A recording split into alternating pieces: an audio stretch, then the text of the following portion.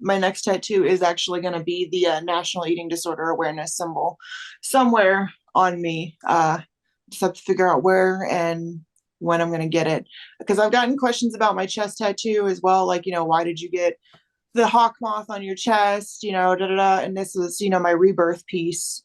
I got it shortly, trying to go into recovery the first time. Didn't really stick. Second time or third, fourth, whatever time I'm on at this point, I've lost count. This one stuck. Yeah. Still sticking. So I still constitute this as my rebirth and my new life piece. I do, however, still do want to get the symbol on me somewhere. Before we get to random questions, I want to ask you, just picking your brain. I know kind of my process and still working it. How did you start to rebuild trust and healthy boundaries with people? Oh, that was a process. It was a very slow process. I kept my circle very, very, very small. Um, I've always been super introverted unless I get around the right people that I feel safe around. I'll always tell people, if I feel safe around you, if I will not be afraid to eat in front of you. If I don't know you, I don't feel safe around you. I do have a harder time doing things like that still.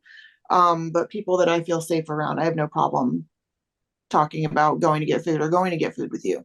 Sure. At the end of the day, as I got older, it was me having to, I don't want to say retrain my brain, but kind of pull myself out of that mindset and be like, hey, like essentially kind of slap myself and be like, they are not that person. Mm-hmm. Don't judge them off of what that person did to you, because they are not them. And, it's a slow process. And I do have a very small, select circle of people that I do trust, or that I'll, go to hang out with. And at the end of the day, it was pushing past that fear and being like, look, these dudes aren't those dudes. You've been talking with them for a while. Right. Go hang out with them. Go see what they're about. Sure. Go be their friend. And I have some of the most amazing freaking friends because of that.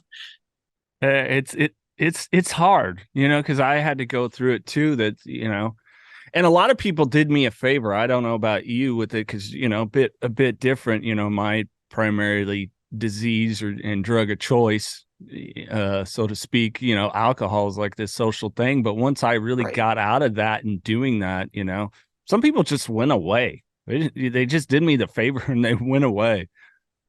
I've had a couple like that too. Some of them were online. And as soon as I was like, hey, I'm gonna recover, they just disappeared, stopped talking to me, and blocked me. And I'm like, okay, cool.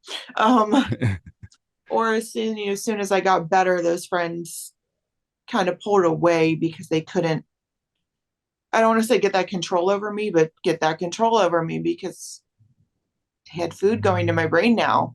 Like you can't take advantage of me now because I can think. Yeah.